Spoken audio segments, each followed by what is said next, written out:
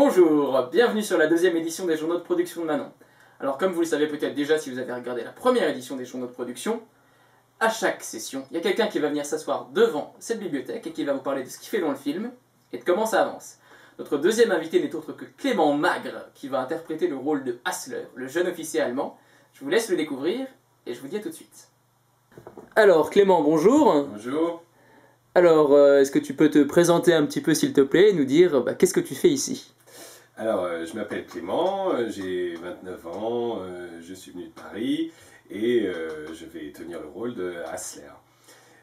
Donc j'ai fait du théâtre très longtemps en amateur dans ma vie jusqu'à prendre un virage qui a consisté à passer l'entrée d'une école de théâtre et y passer les 3 ans, c'est l'école Claude Mathieu, dont je suis sorti fin 2011.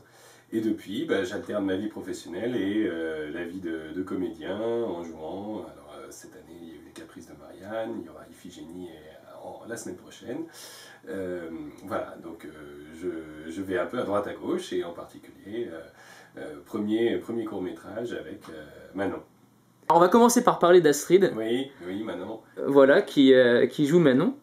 J'ai été ravi de la voir sur l'écran, elle est très très vivante, très franche, très fraîche dans son approche, dans ce qu'elle dégage, et ça ce sera très juste pour Manon. Non, je pense que ça va bien passer. Alors j'ai malheureusement pas de scène avec elle. Est-ce que tu connais Pacôme? Oui, je connais Paco. Oui, et alors, il est comment? Faut m'appeler mon père. Il est fou en fait. Il lui arrive plein de choses qui n'arrivent à personne d'autre. Et donc ça c'est très bien. Enfin, je pense qu'il pourra très bien se figurer le côté prêtre, etc. Il a un bagou, il a cette façon de parler qui sera très adaptée au Joseph, au père Joseph.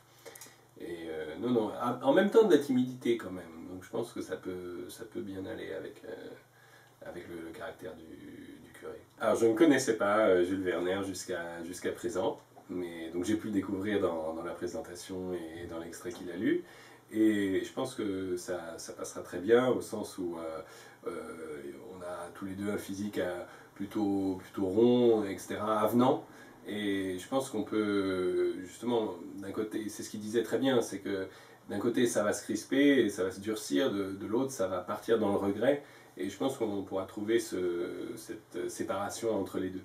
Quelle est ta relation avec le personnage d'Alterman? C'est ce qu'on s'était dit, c'est qu'ils ont peut-être vécu des choses ensemble. Bon, c'est le chef, c'est le colonel, il l'a peut-être emmené avec lui pendant plein d'opérations, sur plein de fronts, et donc il a fait un peu son éducation militaire, peut-être son expérience de terrain. Donc Hassler probablement lui doit beaucoup de choses.